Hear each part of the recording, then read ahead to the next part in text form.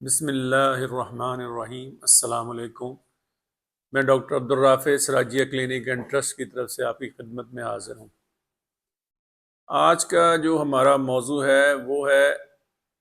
Blood pressure کی emergency. Blood pressure کی emergency سے پہلے ہم آپ کو چند نکات بتانا چاہ رہے ہیں کہ جسم کا خود کار نظام جو ہے وہ بلڈ پریشر کو کیسے کنٹرول کرتا ہے اور بلڈ پریشر کی ایمرجنسی کب شروع ہوتی ہے اور کیا کرنا چاہیے۔ جسم کے جو حصے ہیں جیسے دماغ ہے، گردے ہیں، آپ کا دل ہے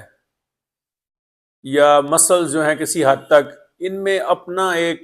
آٹو ریگولیشن کا نظام ہوتا ہے۔ جیسے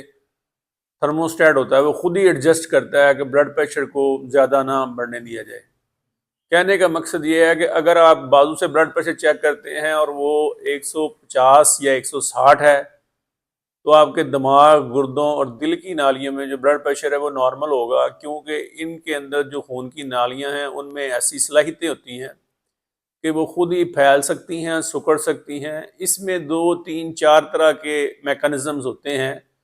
یعنی کہ طریقہ کار ہوتے ہیں جس سے یہ نالیاں سکڑتی یا پھیلتی ہیں، تاکہ ان اعضاء کو، جو کہ وائٹلز آرگن ہیں، جو جسم کا روح رواں ہے، ان میں مسائل پیدا نہ ہوں۔ اس کے علاوہ جگر، تلی، معدہ، آنتوں وغیرہ میں بھی اس طرح کا نظام ہوتا ہے، لیکن وہ بہت کمزور ہوتا ہے۔ یہ جو آٹو ریگولیشن کا نظام ہے یہ کس طرح بلڈ پریشر کنٹرول کر سکتا ہے، تو اس پہ 2 طرح کی رائے ہیں۔ بہت کم لوگوں کا یہ خیال ہے کہ یہ 180 تک جو بلڈ پریشر بڑھے گا تو اس کو کنٹرول کر سکتے ہیں، لیکن زیادہ تر جو اوپینین ہے، جس پہ زیادہ لوگوں کا اتفاق ہے، یعنی ریسرچز کا جو تحقیقات مختلف ملکوں میں ہوتی ہیں، ان زیادہ کا یہ اتفاق ہے، یہ 150 سے 160 تک جو بلڈ پریشر ہے وہ اس کو کنٹرول کر سکتے ہیں۔ تو یہی وجہ ہے کہ جو بلڈ پریشر کی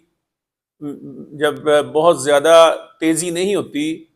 تو بعض دفعہ مریضوں کو یہی بتایا جاتا ہے کہ اپنا وزن وغیرہ کم کریں، خوراک کو ٹھیک کریں۔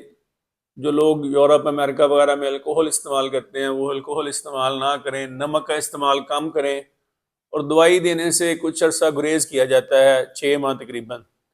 تاکہ مریض جو ہے وہ ان کوششوں سے اپنا بلڈ پریشر کنٹرول کر لے، کیونکہ اس کے جو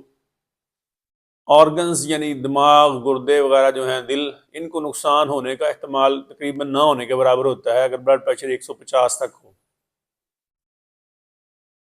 تو یہ جو بلڈ پریشر جب اس سے بڑھتا ہے تو دماغ، گردے، دل وغیرہ اس بلڈ پریشر کو کنٹرول نہیں کر سکتے، اور ان اعضاء کے اندر بھی بلڈ پریشر بہت زیادہ بڑھ جاتا ہے، جس سے نقصان کا بہت احتمال ہوتا ہے۔ اس لیے جو ہے ایمرجنسی سچویشن ہے وہ ایک ڈکلیئر کی گئی ہے کہ کتنا بلڈ پریشر ہے جو ایمرجنسی پیدا کر سکتا ہے، تو اس کی مقدار ہے 180/120، یعنی کہ اوپر والا بلڈ پریشر اگر 180 یا اس سے زیادہ ہو اور نیچے والا بلڈ پریشر 120 یا اس سے زیادہ ہو تو یہ ایک بڑی ایمرجنسی اس مریض کے لیے ہو سکتی ہے، بلکہ یقیناً ہے۔ تو ایسے مریضوں کو فوراً ہاسپٹل لے کے جانا چاہیے، کیونکہ ان کا صرف بلڈ پریشر ٹھیک کرنا مقصد نہیں ہوتا، ان کے کچھ ٹیسٹ بھی ہونے چاہیے، پتہ چلے کہ ان کے گردوں کو کوئی ڈیمیج تو نہیں ہو رہا، دماغ میں کوئی مسئلہ تو نہیں چل گیا، یا دل کا کوئی معاملہ بگڑ تو نہیں رہا۔ تو یہ اکثر جو ایمرجنسیز ہوتی ہیں وہ دوائیاں نہ کھانے کی وجہ سے ہوتی ہیں، یا کچھ لوگ اپنے ہی خیال سے سمجھتے ہیں کہ میرا تو ابھی ٹھیک ہے، مجھے کچھ نہیں ہو رہا،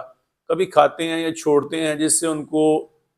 ریباؤنڈ ہائپرٹینشن ہوتی ہے، یعنی کہ بیک جسے کہتے ہیں نا، جیسے ہم کیرم کھیلتے ہیں تو وہ سامنے والی دیوار سے لگ کے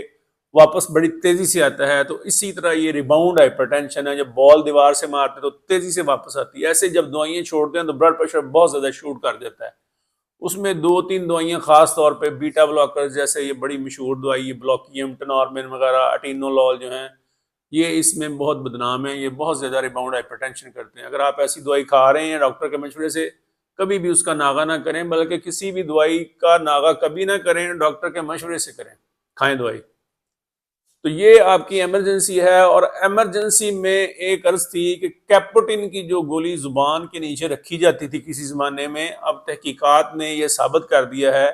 کہ اس کے نقصانات بعض دفعہ بہت زیادہ ہو سکتے ہیں، حتیٰ کہ جان لیوا بھی ہو سکتے ہیں۔ تو اس کے لیے جو دوائیاں مخصوص ہیں وہ آپ کے ڈاکٹر حضرات کو پتہ ہوتی ہیں، تو آپ ان کے مشورے سے دوائی کھائیں۔ اب اس پہ میں کیا کہوں کہ بعض ہمارے ڈاکٹر صاحبان کو بھی یہ بات شاید علم میں نہیں کہ کیپوٹن زبان کے نیچے نہیں رکھنی چاہیے، پھر بھی آپ اپنے ڈاکٹر کے مشورے سے دوائیاں استعمال کریں، بلڈ پریشر کی دوائیوں کو چھوڑا نہ کریں،